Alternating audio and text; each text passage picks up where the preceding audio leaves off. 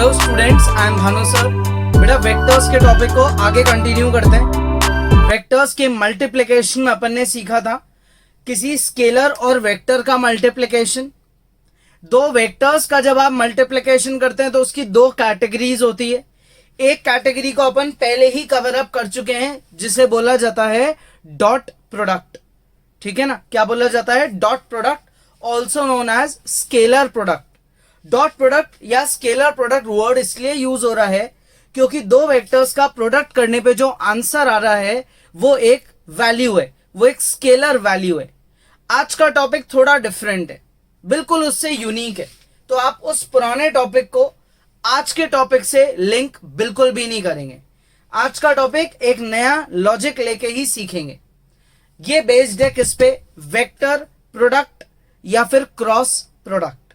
ठीक है, डॉट लग गई तो डॉट प्रोडक्ट, क्रॉस का साइन आ गया इसलिए क्रॉस प्रोडक्ट। वेक्टर और cross product, result of product of any two vectors is itself a vector. अगर आपके दो वेक्टर्स का प्रोडक्ट करने से जो रिजल्ट आया वो खुद भी एक वेक्टर है, तो उस केस में आप कौन सा ऑपरेटर यूज कर रहे हो? Cross operator. क्लियर? जिसको क्या लिखा जाता है? जिसको लिखा जाता है इस तरीके से, A vector cross B vector. ये क्रॉस का सिंबल है। इसका फॉर्मूला क्या होता है? Magnitude of A multiply magnitude of B multiply sine theta. अब ये चेंज आ गया, उसमें होता था कॉस थीटा, इसमें है साइन थीटा। और एक बड़ी इंपॉर्टेंट चीज इसमें साथ में लगता है एन कैप। ये एन कैप क्या है इसका मतलब अभी अपन थोड़ी देर में सीखने वाले हैं। अभी मैंने आपको सिर्फ बेसिक फॉर्मूला बताया। अब अगर आप यहाँ पे मॉड्यूलस यानी कि मैग्नीट्यूड का सिंबल लगा दो तो क्या होगा? ये ऑलरेडी मैग्नीट्यूड है, ये भी ऑलरेडी मैग्नीट्यूड है। क्लियर? यहां पे मॉड लग जाएगा साइन थीटा के आगे और एन कैप का मैग्नीट्यूड हो जाएगा 1। तो एन कैप जो है वो इस फॉर्मूले से गायब हो जाएगा क्योंकि एन कैप का मैग्नीट्यूड क्या होता है? 1। ये डिफरेंस है। अब यार ये क्या चीज है? ये क्या लिखा है भाई अपन ने? इसको बोलते हैं ए वेक्टर क्रॉस बी वेक्टर, यानी कि ए वेक्टर और बी वेक्टर का वेक्टर प्रोडक्ट यानी कि क्रॉस प्रोडक्ट। इसका जो रिजल्ट है वो क्या है? इसका रिजल्ट खुद एक वेक्टर है। इसका रिजल्ट क्या है? खुद एक वेक्टर है। और यहां आपने क्या करा? यहां उस पे दो बार लगा दिए, मॉड्यूलस लगा दिया, तो इसका जो रिजल्ट है ये रिजल्ट क्या बन गया? ये बन गया मैग्नीट्यूड ऑफ सी, यानी कि ए वेक्टर और बी वेक्टर का क्रॉस प्रोडक्ट करने से जो वेक्टर आपका आंसर आया था उस वेक्टर की लेंथ, उसका मैग्नीट्यूड ये है। इसका आंसर तो खुद वेक्टर है, इसका आंसर वेक्टर का मैग्नीट्यूड है। ठीक है, क्लियर यहां तक? ये तो होता है इसका बेसिक फॉर्मूला। अब अपन ये समझते हैं कि यार इसमें अगर इसका जो रिजल्ट है वो वेक्टर है, इसका जो रिजल्ट है वो क्या है? वेक्टर है, यानी कि ये वेक्टर प्रोडक्ट है।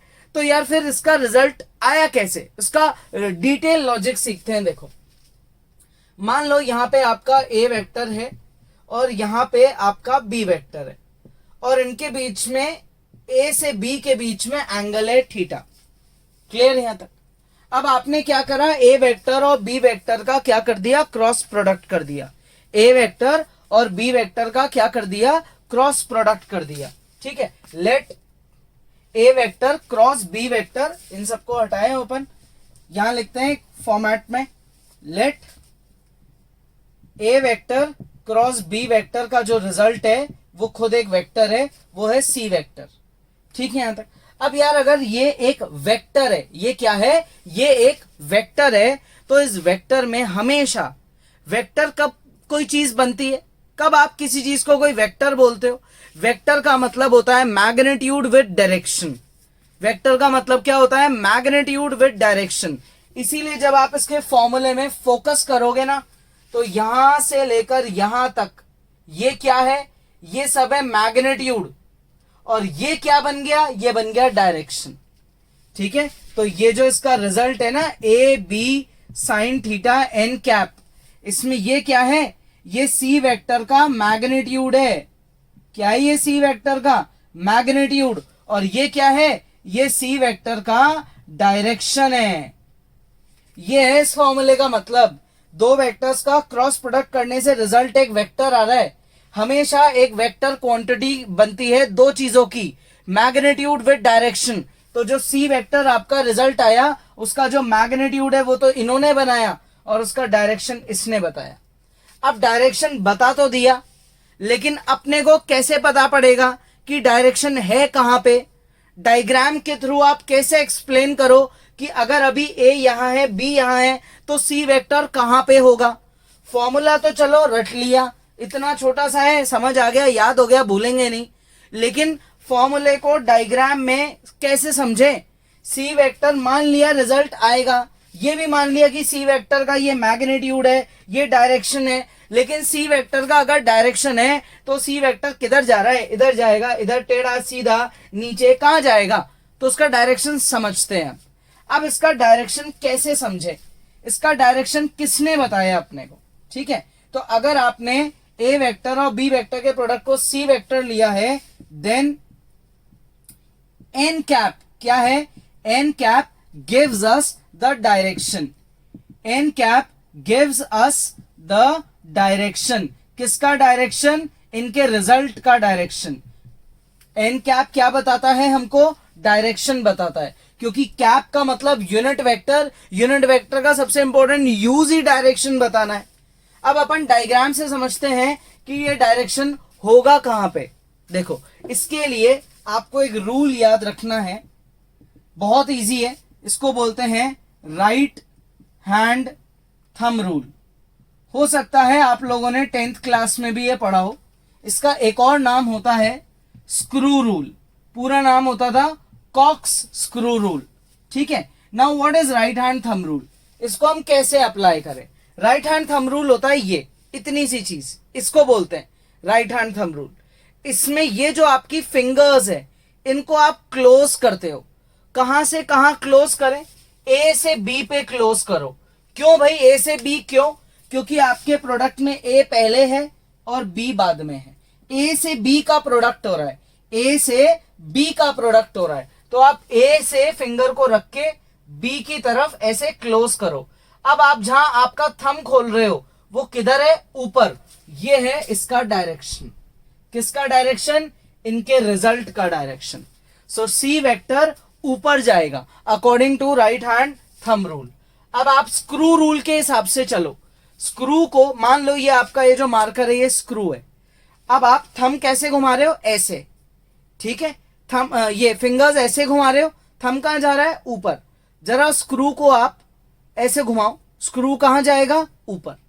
देखो दोबारा ढंग से, स्क्रू को ऐसे घुमाओ जैसे आपकी फिंगर्स घूम रही थी।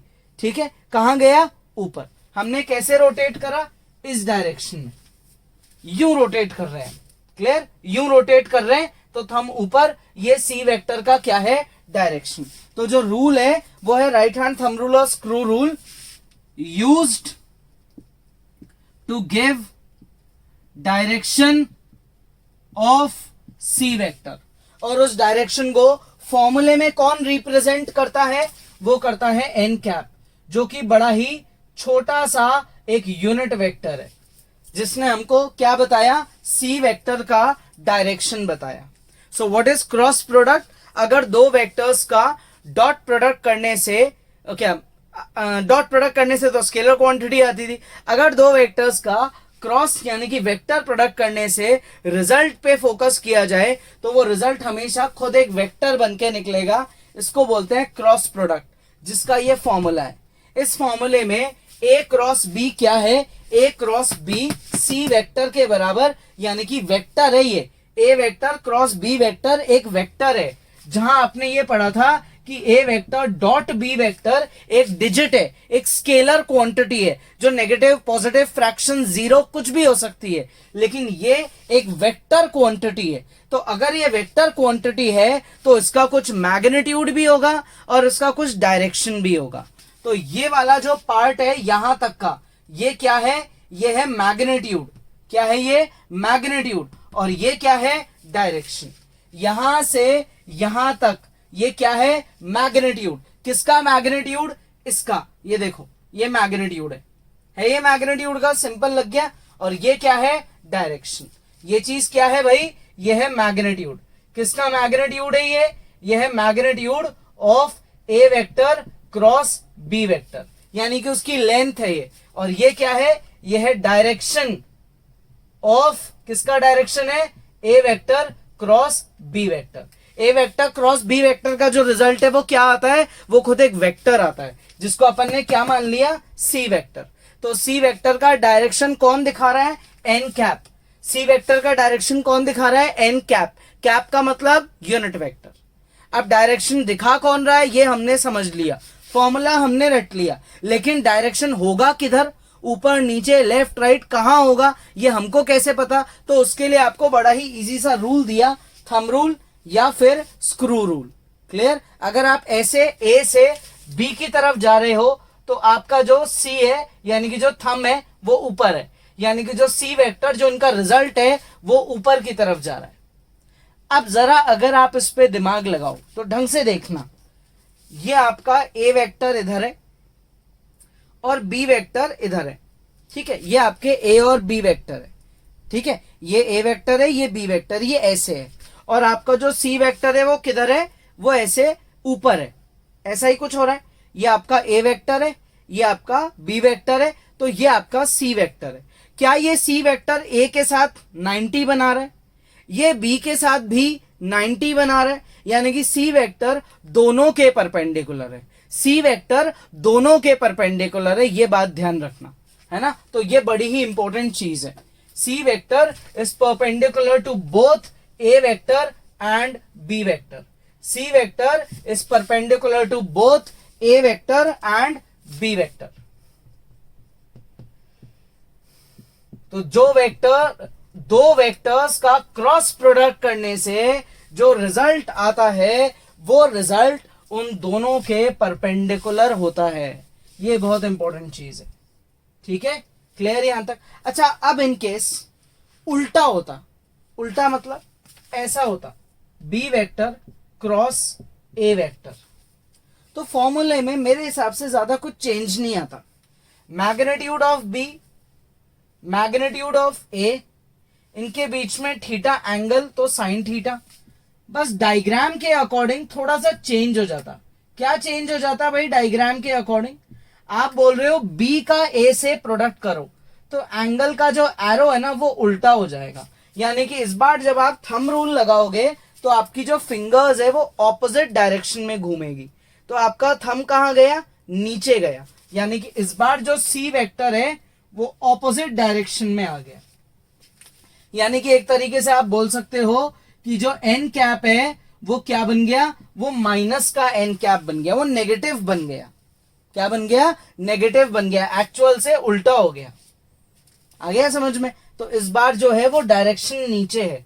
इस बार भी रिजल्ट इनका क्या है, ए और बी और ए के क्रॉस प्रोडक्ट का रिजल्ट क्या है, वो एक वेक्टर ही है। क्या कौन सा वेक्टर है, सी वेक्टर, जिसमें मैग्नीट्यूड और डायरेक्शन है। लेकिन इस बार डायरेक्शन ऊपर की जगह नीचे है। क्यों है नीचे, अकॉर्डिंग टू थंब रूल, या ऐसे समझो अकॉर्डिंग टू स्क्रू रूल। आप इस बार ऐसे घुमा रहे हो, तो अब आप स्क्रू को ऐसे घुमाओ तो आपका स्क्रू ऐसे नीचे जाएगा। कहां जाएगा, नीचे चले जाएगा। स्क्रू को ऐसे घुमाओगे तो नीचे चले जाएगा। तो सिमिलरली फिंगर्स घुमाओगे तो थंब नीचे जा रहा है। तो अगर आप ए क्रॉस बी कर रहे हो तो थंब ऊपर है, बी क्रॉस ए कर रहे हो तो थंब नीचे है, ठीक है। यानी कि जो वेक्टर क्वांटिटी है वो खुद का डायरेक्शन बदल देती है अगर आप यहां पे प्रोडक्ट का ऑर्डर बदल देते हो। ए पहले है, ठीक है, यूं जा रहे हो तो ऊपर, यूं जा रहे हो तो नीचे। ये इंपॉर्टेंट है। डॉट प्रोडक्ट में ऐसा कोई दिमाग नहीं था। डॉट प्रोडक्ट सीधा सीधा था कि भाई a1 a2 b1 b2 c1 c2 कर दो या फॉर्मूला लगा दो a b cos थीटा, बात खत्म, एक वैल्यू आपका आंसर आ जाएगी। ज्यादा दिमाग मत लगाओ। क्रॉस प्रोडक्ट में बहुत दिमाग लगाना पड़ेगा भाई। ये थोड़ा इंपॉर्टेंट है, थोड़ा लॉजिकल है, क्योंकि इसका जो आंसर है वो खुद एक वेक्टर है जिसमें मैग्नीट्यूड के साथ डायरेक्शन भी होता है, ठीक है। आगे बात सुन। क्लियर यहाँ तक? तो अब क्या करेंगे, अभी एक बार आराम से पॉज करेंगे और इसको ढंग से कॉपी करेंगे, फिर अपन आगे बढ़ते हैं। अब देखो, ये आपने दो फॉर्मूले तो सीख लिए, ए वेक्टर क्रॉस बी वेक्टर और उसका मैग्नीट्यूड, ठीक है। अगर कभी ऐसा हो कि आपके पास दो वेक्टर्स हैं, एक ए वेक्टर है एक बी वेक्टर है, लेकिन आपको उनके बीच में एंगल पता ही नहीं है, तो आप ये फॉर्मूला नहीं लगा सकते, ये फेल हो गया फॉर्मूला। तो फिर भी बिना एंगल की इंफॉर्मेशन के या बिना एंगल फाइंड करे क्रॉस प्रोडक्ट कैसे निकालें अपन, तो उसका ही बड़ा एक इजी सा फॉर्मूला है। इसमें आप ए क्रॉस बी निकालना चाहते हो तो बहुत इजी है, ये दो बड़े लाइन बनाओ। अब आप में से जिन्होंने मैथ्स में पढ़ा हुआ है उनको तो समझ आ गया होगा कि ये क्या है, ये है डिटर्मिनेंट। क्या है? डिटर्मिनेंट। नहीं भी पढ़ा तो मैं अभी सिखा दूंगा, इसको डिटर्मिनेंट बोलते हैं। इसमें आपने पहली रो में क्या लिखा, आई कैप जे कैप के कैप, दूसरी रो में लिखेंगे A1 B1 C1, यानी कि जो पहला वाला वेक्टर है उसके जो कंपोनेंट है, ठीक है, और फिर बाद वाले वेक्टर के कंपोनेंट उसके नीचे लिख देंगे। इस फॉर्मूले से अपन स्केलर यानी कि vector product, sorry not scalar, vector यानी कि क्रॉस प्रोडक्ट निकाल सकते हैं by using the logic of determinant, ठीक है। तो अब अपन क्या करेंगे, इन सबको अप्लाई करेंगे ढंग से, इन पे कुछ क्वेश्चंस भी सॉल्व करेंगे ताकि फॉर्मूले को अप्लाई करना अपने को बहुत इजीली आ जाए, है ना। इन सबको अप्लाई करना सीखेंगे, लेकिन पहले कुछ और बातें कर लेते।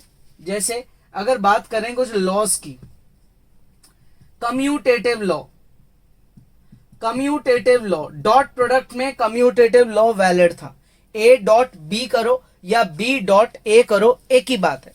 क्रॉस प्रोडक्ट में ऐसा नहीं होता, ए वेक्टर क्रॉस बी वेक्टर का जो रिजल्ट है वो नेगेटिव बन जाता है बी क्रॉस ए के। जो बात हमको अभी अभी किसने बता दी थी, थंब रूल ने। ए से बी जा रहे हो तो आपका वेक्टर ऊपर है, बी से ए आ रहे हो तो आपका वेक्टर नीचे है, तो डायरेक्शन चेंज हो गया, नेगेटिव वेक्टर का लॉजिक लग गया, इसलिए माइनस का साइन आ गया, ठीक है। नेक्स्ट बात करें अगर डिस्ट्रीब्यूटिव लॉ की, तो yes distributive law is valid. Commutative में तो नेगेटिव का फर्क आ रहा है, डिस्ट्रीब्यूटिव वैलिड है ना। अगर लिखा हो ए वेक्टर क्रॉस बी प्लस सी, तो आप इसको बड़ी इजीली डिस्ट्रीब्यूट कर सकते हो भाई, आप डिस्ट्रीब्यूट ए वेक्टर का अंदर क्या कर दो, बी और सी के साथ क्रॉस प्रोडक्ट कर दो, और मान लो ब्रैकेट है, ऐसे लिखा हो A plus B cross C plus D, तो भी आप कर सकते हो। कैसे? A vector cross C vector, फिर A vector cross D vector, फिर कर दो बी क्रॉस सी, और फिर कर दो बी क्रॉस डी। तो डिस्ट्रीब्यूटिव लॉ तो बड़ी इजीली वैलिड होता है, ठीक है, इसमें कोई इश्यू नहीं है, ये बड़ा बेसिक सी बात है। अब बात करें देखो ऑर्थोगोनल वेक्टर्स की। क्या होते हैं भाई ऑर्थोगोनल वेक्टर्स? ऑर्थोगोनल वेक्टर्स होते हैं परपेंडिकुलर वेक्टर्स। तो एक बार क्या करेंगे, पहले पॉज कर लो और इतना कॉपी करो। देखो पहले एक लॉ डिस्कस करते हैं, cross product of a vector with itself, cross product of a vector with itself. A vector का ए वेक्टर के साथ क्रॉस प्रोडक्ट करना है। जब डॉट प्रोडक्ट करना था तो आपने बोला था मैग्नीट्यूड का स्क्वायर कर दो, क्योंकि जब आप किसी वेक्टर का खुद के साथ प्रोडक्ट करते हो तो जो थीटा है वो यहाँ पे 0 डिग्री है। भाई थीटा ऐसे बनता है, थीटा दो वेक्टर्स के बीच का एंगल है, उनके बीच का गैप है। जब आप एक ही वेक्टर को दो बार यूज कर रहे हो तो बीच में गैप तो है ही नहीं, यानी कि बीच में गैप 0 है, यानी कि एंगल 0 है। तो डॉट प्रोडक्ट का आंसर ये क्यों था? क्योंकि डॉट प्रोडक्ट में कॉस थीटा का यूज होता है और कॉस 0 1 होता है। लेकिन क्रॉस प्रोडक्ट में रिजल्ट क्या होगा? क्रॉस प्रोडक्ट होता है magnitude of A multiply magnitude of A multiply sine 0 degree और मल्टीप्लाई में एन कैप। तो साइन 0 क्या होता है? 0, इसलिए सबको क्या बना देगा? 0।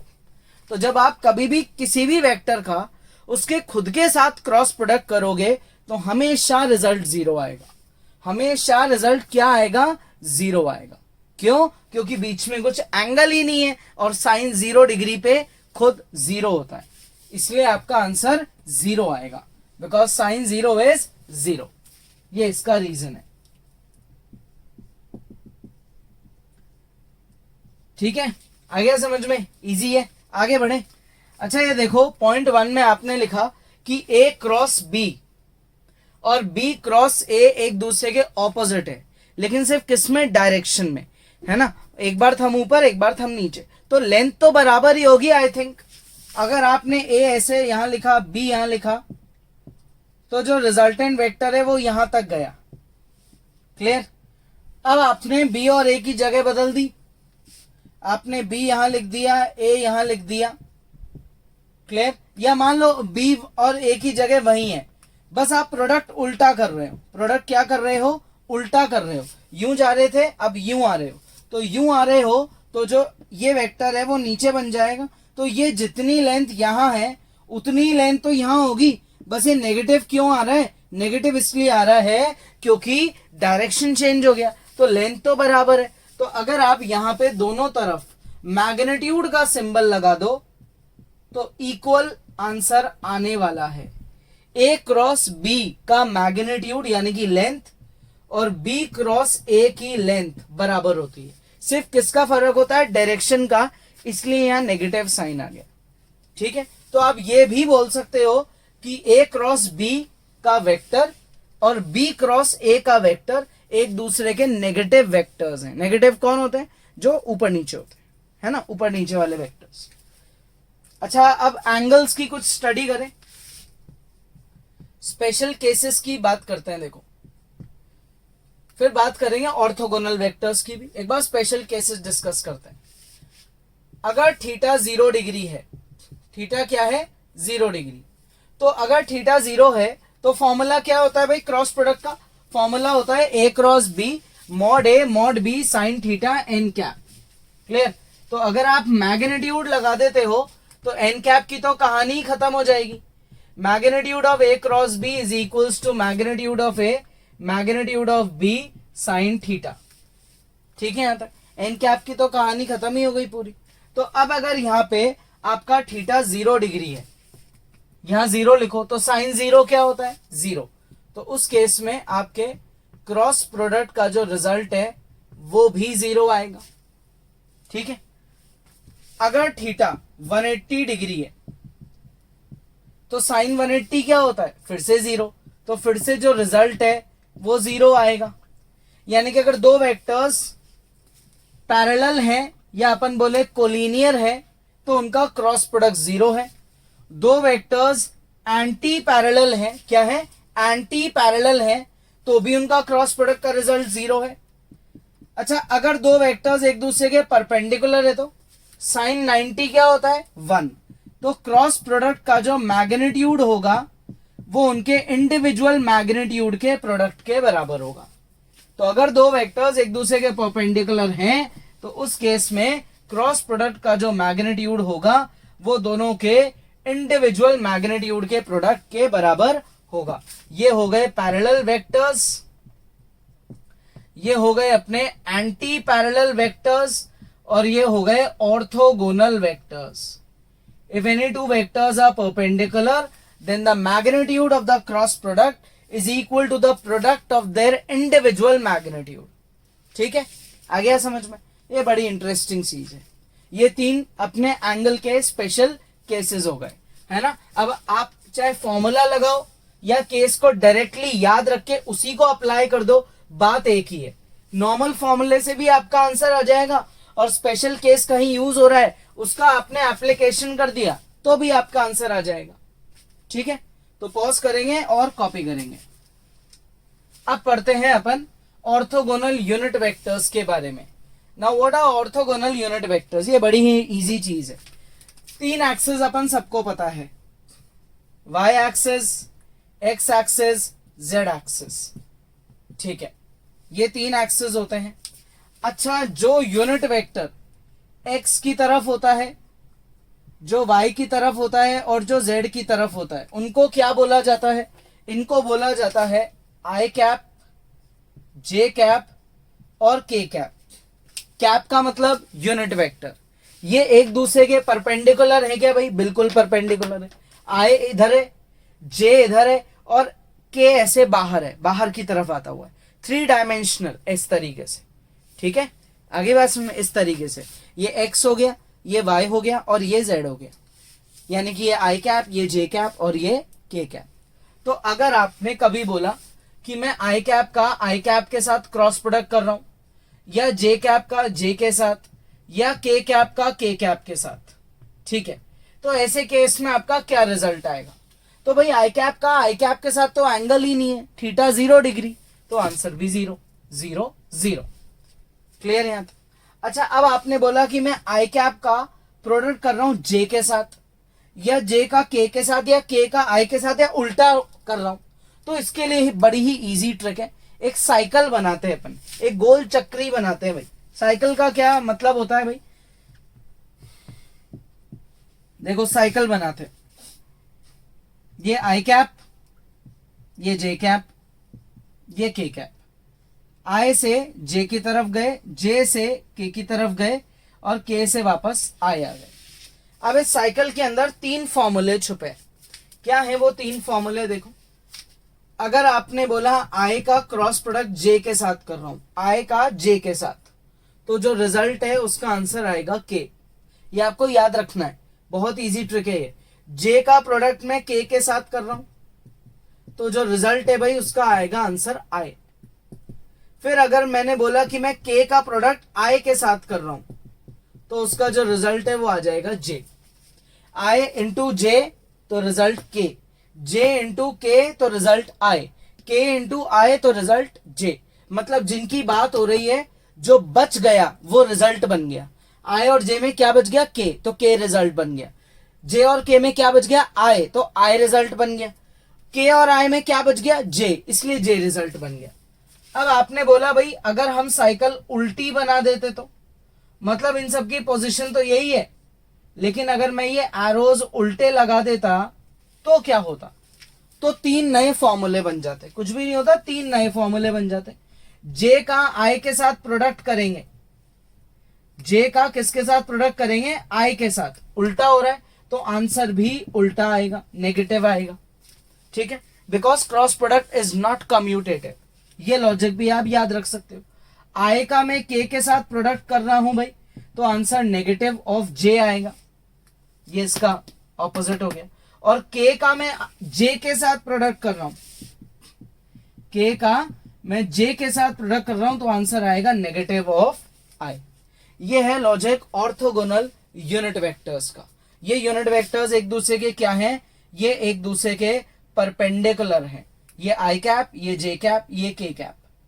खुद के साथ डॉट प्रोडक्ट करोगे तो रिजल्ट आएगा 0, क्योंकि एंगल 0 है।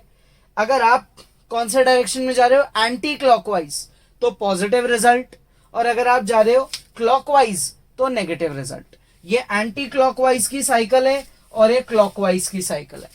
एंटी क्लॉकवाइज में पॉजिटिव रिजल्ट है, क्लॉकवाइज में नेगेटिव रिजल्ट है। ठीक है, इजी है बहुत। तो क्या करेंगे? पॉज करेंगे और इसको ढंग से कॉपी करेंगे। अब देखो भाई, क्रॉस प्रोडक्ट पे कुछ क्वेश्चंस स्टार्ट करते हैं।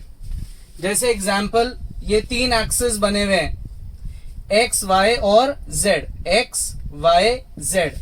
सेंटर पॉइंट ओरिजिन है।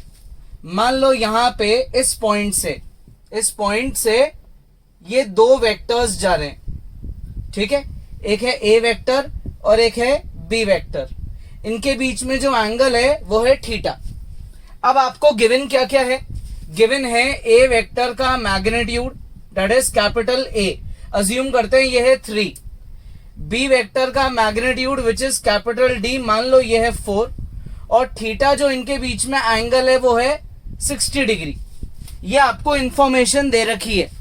क्वेश्चन में बोला गया है फाइंड करो magnitude of A vector cross B vector. इसका मैग्नीट्यूड निकालना है। तो बड़ा इजी फॉर्मूला होता है यार, अभी अभी इंट्रो में सीखा है अपन ने। Magnitude of A vector cross B vector, ये होता है magnitude of A, magnitude of B and sine theta.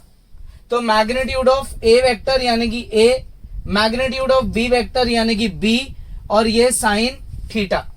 Clear. अब आप ए की जगह और बी की जगह इनकी वैल्यूज लिखेंगे 3 और 4, और साइन थीटा की जगह लिखोगे 60 डिग्री, थीटा की जगह 60 डिग्री। अब साइन की वैल्यू 60 पे क्या होती है, ये होती है √3/2, तो मैं यहाँ √3/2 लिखूंगा और इसको कैंसिल आउट कर दूंगा, तो ये हो गया 6√3। क्या आ गई मैग्नीट्यूड की वैल्यू 6√3। ठीक है, आ गया समझ में, इजी है। तो पॉज करना है और खुद को ट्राई करना है, पॉज करो और ट्राई करो। अब करते हैं क्वेश्चन नंबर 2। इसमें क्रॉस प्रोडक्ट निकालने का दूसरा फॉर्मूला मैं आपको अप्लाई कराऊंगा। दूसरा फॉर्मूला अपन ने पढ़ा था जिसमें आप डिटर्मिनेंट बनाते हो और फिर उसको इवैल्यूएट करते हो। तो अपन इस क्वेश्चन में डिटर्मिनेंट को इवैल्यूएट करना भी सीखेंगे। मान लेते हैं कि दो वेक्टर्स हैं, एक है ए वेक्टर जो है मान लो 2i cap plus 3j cap -4k cap, और एक है मान लो B vector which is -3i cap plus 4j cap and plus 5k cap. Question है कि अपने को फाइंड करना है A vector cross B vector, ये फाइंड करना है भाई। A vector cross B vector का क्या रिजल्ट होगा। तो A vector cross B vector जो है वो क्या होगा, वो होगा इनका जो क्रॉस प्रोडक्ट, और क्रॉस प्रोडक्ट का जो रिजल्ट है वो खुद एक वेक्टर होता है। अच्छा चलो फाइंड में थोड़ा चेंज लाते हैं, थोड़ा इंक्रीज करते हैं क्वेश्चन की साइज। पहली चीज फाइंड करनी है ए क्रॉस बी, दूसरी चीज फाइंड करनी है magnitude of A cross B, और तीसरी चीज फाइंड करनी है theta, angle between both the vectors. 3 चीजें फाइंड करनी है। ठीक है, तो स्टार्ट करें। देखो क्वेश्चन, सबसे पहले ए क्रॉस बी पे आते हैं। ए वेक्टर क्रॉस बी वेक्टर कैसे निकालेंगे, ये डिटर्मिनेंट का सिंबल बनाया। पहली रो में लिखेंगे आई कैप, जे कैप और के कैप, ये लिख दिया पहली रो में। सेकेंड रो में आप ए वेक्टर के कोएफिशिएंट्स यानी कि स्केलर कंपोनेंट्स को कॉपी कर लोगे। थर्ड रो में बी वेक्टर के कंपोनेंट्स को कॉपी कर लोगे। अब ये जो डिटर्मिनेंट बना है इसको एक्सपैंड करोगे। कैसे किया जाता है एक्सपैंड, देखो उसकी पहली ट्रिक, यहां ऊपर ये साइन लगाओ, प्लस माइनस प्लस, क्या लगाएंगे, प्लस माइनस प्लस। सबसे पहला एलिमेंट क्या है, सबसे पहला एलिमेंट है आई कैप, यहां आई कैप लिख दो। ठीक है, और अब एक छोटा डिटर्मिनेंट बनाओ। क्लियर। दूसरा एलिमेंट क्या है, माइनस का जे कैप, फिर एक छोटा डिटर्मिनेंट का साइन बनाओ। तीसरा एलिमेंट है प्लस का के कैप, फिर छोटा साइन बनाओ। हमेशा साइन प्लस माइनस प्लस ही आते हैं, हमेशा, ये रूल है। अब इनके अंदर अपने को क्या लिखना है वो सुनो। आई कैप के जो साथ वाला हॉरिजॉन्टल रो है उसको काट दो, भूल जाओ ये है, इग्नोर करो, और वर्टिकल कॉलम को भी भूल जाओ। तो आपके पास सिर्फ ये 4 एलिमेंट्स बचेंगे, इन 4 को यहां लिख दो। सिमिलरली ये जो जे कैप है इसकी रो और इसके कॉलम को इग्नोर करो। क्या बच गए, ये 1 2 3 और ये 4 बच गए। ये जो 4 बच गए इनको यहां पे लिख दो। ये के कैप की रो और ये कॉलम को इग्नोर करो, बच गए ये 4, इनको लिख दो। 2 -3 3 और 4। ठीक है यहां तक। अब इसको कर दो एक्सपैंड यानी कि इवैल्यूएट। कैसे करते हैं इवैल्यूएट, बहुत इजी है। 3 5 15, माइनस करेंगे, हमेशा बीच में माइनस लगाएंगे।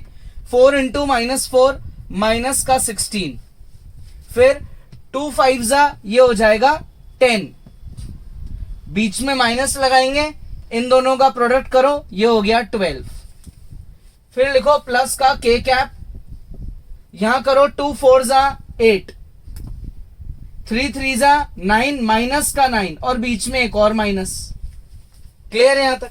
अब इसको आगे सॉल्व करें तो ये हो गया 31 आई कैप, फिर ये हो जाएगा प्लस का 2 जे कैप, और फिर ये लास्ट वाला हो जाएगा 17 के कैप। ये मेरा आंसर है किसका, ए वेक्टर क्रॉस बी वेक्टर। दो वेक्टर्स का क्रॉस प्रोडक्ट किया डिटर्मिनेंट बना के, उसे इवैल्यूएट करके जो आंसर आया है वो खुद एक वेक्टर है। हमेशा क्रॉस प्रोडक्ट में जो रिजल्ट आता है वो खुद एक वेक्टर होता है। तो ये आपका पहला पार्ट सॉल्व हो गया। क्लियर? अब जो सेकंड पार्ट है वो क्या है, वो बहुत इजी है। सेकंड पार्ट है कि जो आपका ए क्रॉस बी वेक्टर का रिजल्ट आया उसका मैग्नीट्यूड निकाल दो। मैग्नीट्यूड, मैग्नीट्यूड कैसे निकाला जाता है, स्क्वायर रूट का सिंबल लगाओ, स्क्वायर रूट लगाओ और सारे स्केलर कंपोनेंट्स का स्क्वायर करके उनको ऐड कर दो। इन सारे स्केलर कंपोनेंट्स का स्क्वायर करके इनको क्या कर दो, ऐड कर दो। तो इन तीनों का स्क्वायर करेंगे और इनको ऐड कर देंगे। रूट के अंदर टर्म आएगी, वो सिंप्लीफाई हो सकती है तो कर देंगे, नहीं तो वहीं पे छोड़ देंगे। ठीक है, यहां आ जाएगा आपका सेकंड पार्ट। अब थर्ड पार्ट, ये भी बहुत इजी है। थर्ड पार्ट क्यों इजी है, क्योंकि थर्ड पार्ट में आपको एंगल निकालना है। तो एंगल निकालने के दो तरीके हैं। पहला तरीका या तो क्रॉस प्रोडक्ट का फॉर्मूला लगा दो, दूसरा तरीका डॉट प्रोडक्ट। तो अभी अपन क्रॉस प्रोडक्ट पे ही रहेंगे, है ना। एंगल सेम ही आता है, कोई सा भी फॉर्मूला लगाओ। तो अभी अपन क्रॉस प्रोडक्ट का ही यूज करेंगे और इसी से एंगल निकालेंगे। तो पहले आप पॉज करो, ये सारा खुद ट्राई करो, यहां तक आंसर निकालो, इस टर्म को आगे सॉल्व करो और इसका भी आंसर निकालो। ठीक है, पॉज करके ट्राई करो। देखो आगे कंटिन्यू करते हैं। 31 का 2 का और 17 का स्क्वायर करके ऐड करने को बोला था भाई। 31 का स्क्वायर होता है 961, फिर 2 का 4 और 17 का 289। इन तीनों का टोटल करेंगे, ये टोटल आएगा 1254। तो ये आपका जो क्रॉस प्रोडक्ट का वेक्टर आया है ये उसके मैग्नीट्यूड की वैल्यू आ गई। मैग्नीट्यूड यानी कि इस वेक्टर की लेंथ आ गई। मैग्नीट्यूड यानी कि वेक्टर की लेंथ आ गई। ये आपका सेकंड पार्ट हो गया। अब थर्ड पार्ट क्या है कि आपको दो वेक्टर्स के बीच का क्या निकालना है, एंगल। अज्यूम करते हैं ये ए वेक्टर है, ये बी वेक्टर है, इनके बीच में जो एंगल है ये है थीटा।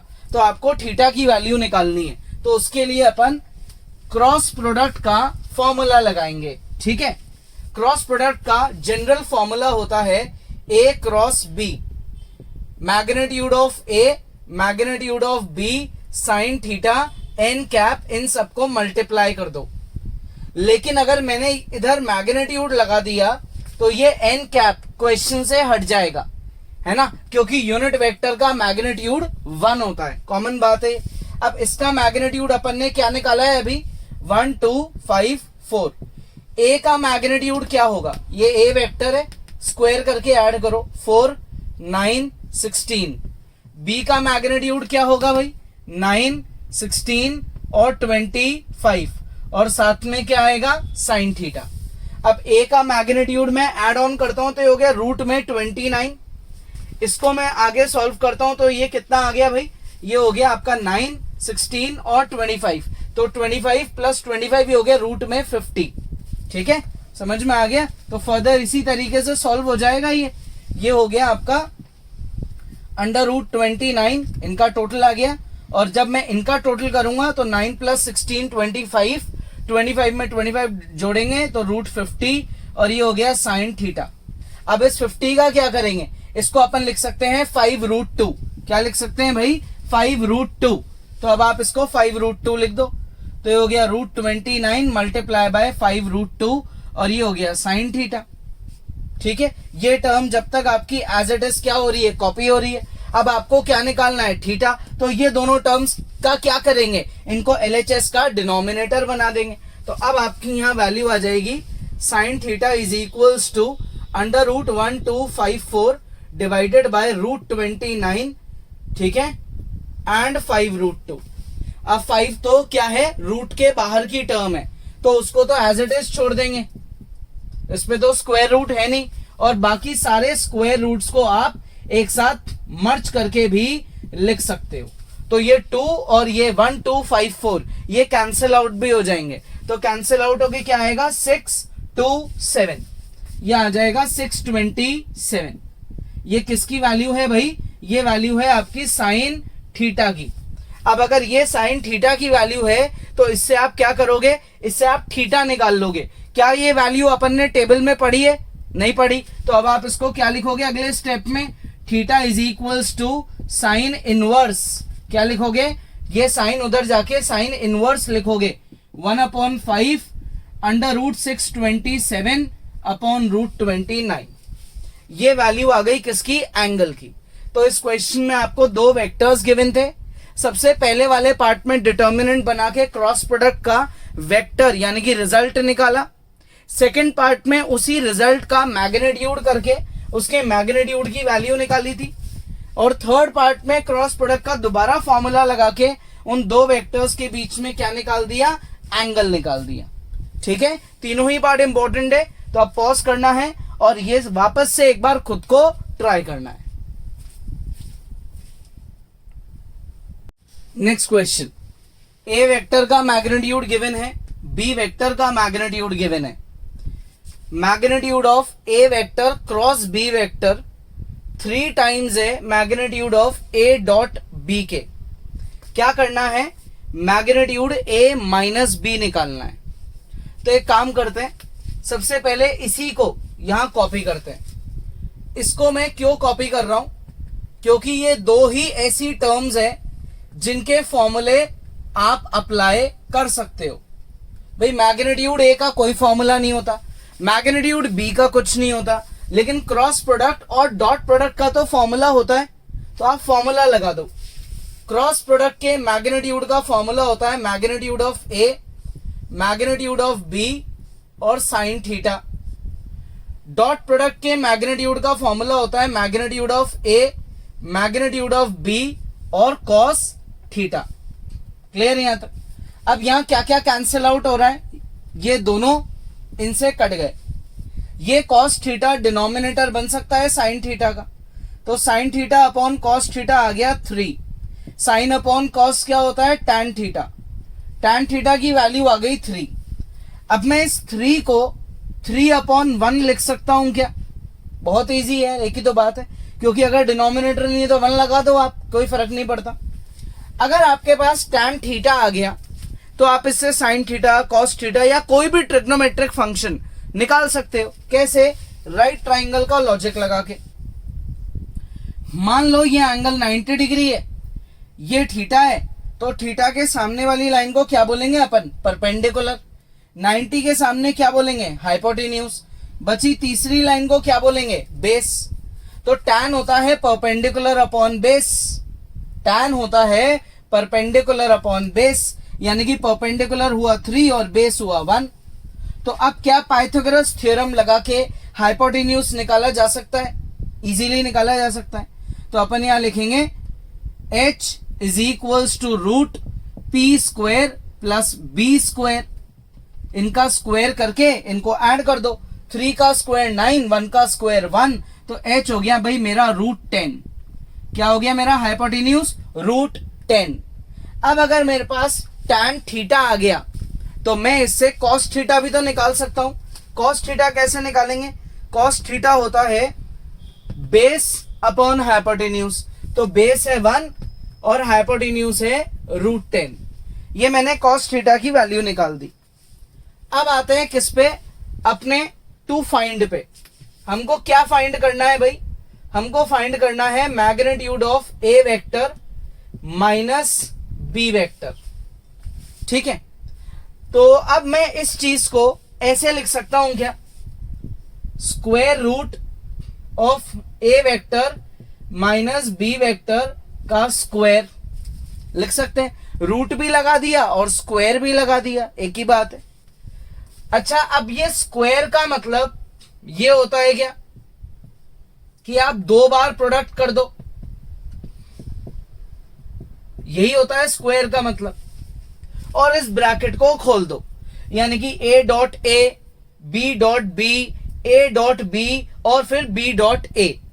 या तो आप ऐसे कर लो, नहीं तो आ जाओ पुराने वीडियोस में, जैसे एडिशन के केस में रिजल्टेंट वेक्टर निकाला था, वैसे मैंने आपका एक वीडियो सब्ट्रैक्शन का भी बनाया था, उसमें भी रिजल्टेंट वेक्टर निकालने का फॉर्मूला सीखा था अपन ने। तो वो डायरेक्ट लगा सकते हो आप। यहाँ magnitude of A minus B, यानी कि 2 वेक्टर्स के सब्ट्रैक्शन का रिजल्टेंट वेक्टर अगर निकालना है तो उसका एक डायरेक्ट फॉर्मूला भी होता है, तो इतना बड़ा ना करके ये दूसरा तरीका बता रहा हूं मैं आपको, जिसमें आप डायरेक्ट वो पुराना वाला फॉर्मूला लगा दो। वो क्या है formula? Magnitude A square plus magnitude B square minus 2 magnitude A magnitude B cos theta. इस फॉर्मूले से आप दो वेक्टर्स के सब्ट्रैक्शन के रिजल्ट का मैग्नीट्यूड निकाल सकते हो। अब आपके पास ए और बी का मैग्नीट्यूड है और कॉस थीटा की वैल्यू भी है। आ जाओ गिवन पे। ए का मैग्नीट्यूड क्या है? ए का मैग्नीट्यूड है 2, उसका स्क्वायर कर दो। बी के मैग्नीट्यूड का स्क्वायर कर दो, twice of A into B multiply by cos theta कर दो। ठीक है भाई, आगे इतना समझ में। अब इसको आगे सॉल्व करें अपन, तो ये हो गया 13 और ये क्या हो गया? ये हो गया आपका 2 2 जा 4, 4 3 जा 12 upon root 10। 13 minus 12 upon root 10। अब मैं लास्ट क्या कर सकता हूं? मैं इस डिनोमिनेटर को रैशनलाइज कर देता हूं, तो रूट 10 से ऊपर नीचे मल्टीप्लाई भी कर सकते हैं, है ना, या आप आंसर यहां भी छोड़ सकते हो, एक ही बात है। तो मैं रूट 10 से अगर रैशनलाइज करूंगा तो ये हो गया 13 माइनस 12 रूट 10 अपॉन 10। तो अब ये दोनों 2 से कट जाएंगे, ये हो जाएगा 6 और ये हो जाएगा 5। 5 से क्या ले लेंगे? एलसीएम। 5 इंटू 13 क्या होता है? 65। तो ये हो गया रूट के अंदर 65 माइनस 6 रूट 10 अपॉन 5। ये आपकी फाइनल वैल्यू आ गई किसकी? Magnitude of A vector minus B vector, यानी कि दो वेक्टर्स के सब्ट्रैक्शन के रिजल्टेंट वेक्टर का यहां क्या लग गया? फॉर्मूला। लेकिन इस फॉर्मूले में एक बहुत इंपॉर्टेंट चीज की जरूरत पड़ी, किसकी? कॉस थीटा की। इसलिए अपन ने पहले ये सारी मेहनत करके tan थीटा निकाला, फिर उससे हाइपोटेन्यूज निकाला, फिर यहां कॉस थीटा की वैल्यू आई, तभी तो आप इसको डायरेक्ट अप्लाई कर पाए। इसलिए ये वर्किंग करना पहले इंपॉर्टेंट है, क्योंकि कॉस थीटा क्वेश्चन में गिवन नहीं है तो उसकी जरूरत पड़ने वाली है, इसलिए अपन ने उसको पहले ही फाइंड कर लिया और उसको फिर वहां डायरेक्ट अप्लाई कर दिया। क्लियर? आ गया समझ में? बहुत इजी है। तो क्या करेंगे? पॉज करके इसको एक बार खुद से ट्राई करेंगे। ये इसका फाइनल आंसर है, इसको और आगे सिंप्लीफाई अपन नहीं कर सकते तो यहीं पे छोड़ देंगे। क्लियर? कॉपी करो और ट्राई करो। ठीक है भाई, तो आज की क्लास में अपन ने क्या सीखा? क्रॉस प्रोडक्ट कैसे करते हैं, क्रॉस प्रोडक्ट का मतलब क्या होता है, क्रॉस प्रोडक्ट से रिजल्ट क्या आता है, जो रिजल्टेंट वेक्टर आता है उसका डायरेक्शन कैसे पता करें, याद है ना रूल्स, स्क्रू रूल, और उस पे बेस अच्छे अच्छे क्वेश्चंस को डिस्कस करा है। नेक्स्ट क्लास में अपन क्या करने वाले हैं? नेक्स्ट क्लास में अपन सीखेंगे क्रॉस प्रोडक्ट और डॉट प्रोडक्ट की एप्लीकेशन, इनको कहां और नई जगह अप्लाई किया जाता है, इनसे कई वेक्टर्स के क्वेश्चन को बहुत इजी कैसे बनाया जाता है, ठीक है ना। और उसके अलावा अपन सीखेंगे साइन लॉ, कोसाइन लॉ, और एक बहुत इंपॉर्टेंट चीज स्केलर ट्रिपल प्रोडक्ट, यानी कि वॉल्यूम ऑफ पैरेललोपाइप्ड। ये अपने नेक्स्ट वीडियो का टॉपिक रहेगा। तो आज के वीडियो में कोई भी डाउट है आप क्या करेंगे? इसको दोबारा देखेंगे, इसके क्वेश्चंस को प्रैक्टिस करेंगे, तो नेक्स्ट क्लास में आगे पढ़ेंगे जब, तो और भी चीजें ढंग से समझ आएगी। ठीक है, तो नेक्स्ट क्लास में आगे पढ़ते हैं।